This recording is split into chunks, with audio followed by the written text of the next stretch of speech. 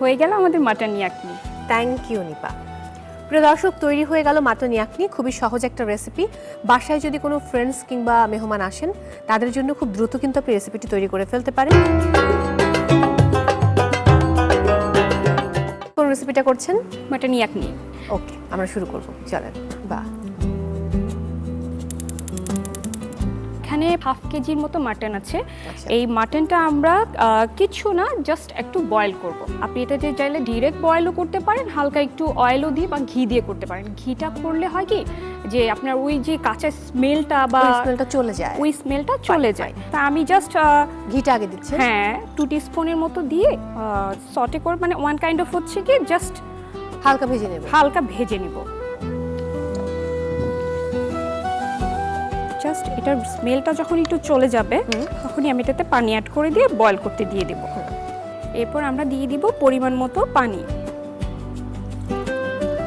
এটা বয়েল হতে আপনার লাগবে হচ্ছে 15 to 20 মিনিটস। জাস্ট এইটার যে ইয়াকনিটা, স্টুটা যাই বের হবে, তখন আমরা এটার সাথে মানে মেইন রেসিপিতে তখন আমরা এটাতে চলে যাব। আচ্ছা, আমরা কিছুক্ষণ এটার জন্য অপেক্ষা করতে করতে আমরা আবার নেক্সট স্টেপে চলে যাব। শিওর। এখানে তেমন কিছুই না, জাস্ট হচ্ছে ইয়োগার্টটা আর এগটা একসাথে আমরা মিক্স করব। আচ্ছা, মিক্স করে নিচ্ছি। ফাইন। মিক্স করে নিব। মিক্সিংটা খুবই ক্রিমি টেক্সচারে হতে হবে। আর টক দইটা আমরা হচ্ছে গিয়ে মানে পানিটা ঝরিয়ে নিব।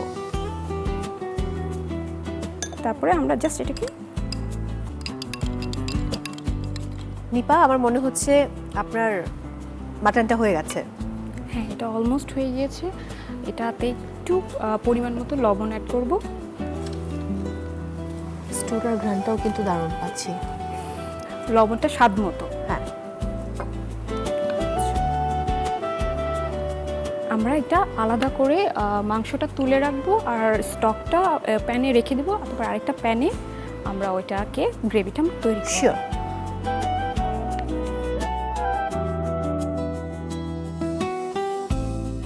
এখানে আমরা 4 চা চামচের মতো ঘি অ্যাড করব। আচ্ছা, আমি এখানে 2টা তেজপাতা দিয়ে দিচ্ছি।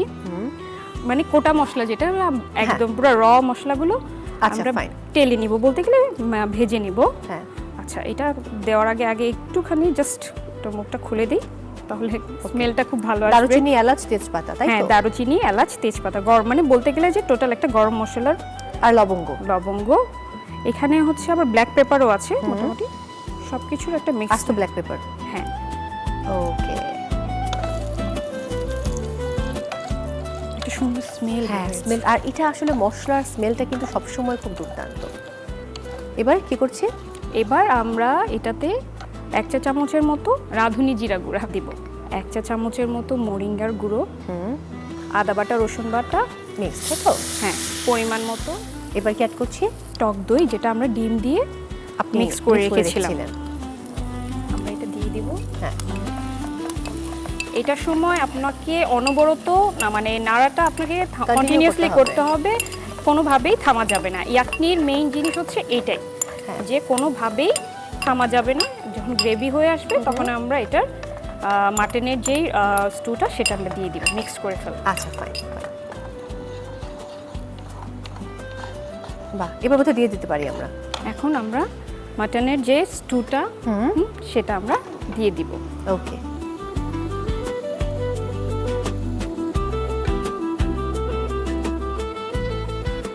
এবার কি আমরা মাটনটা অ্যাড করব?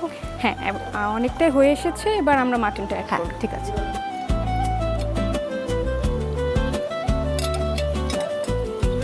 খুব ডিফারেন্ট একটা রেসিপি। স্টুটা আপনি চাইলে এটাকে আপনি প্রিজার্ভ করে রেখে দিতে পারেন। এটা যখন আপনার প্রয়োজন আপনি স্যুপেও অ্যাড করে খেতে পারেন। আমার এটা প্রায় হয়ে এসেছে, অলমোস্ট ডান। এখন আমরা গার্নিশিংয়ে চলে যাব। শিওর।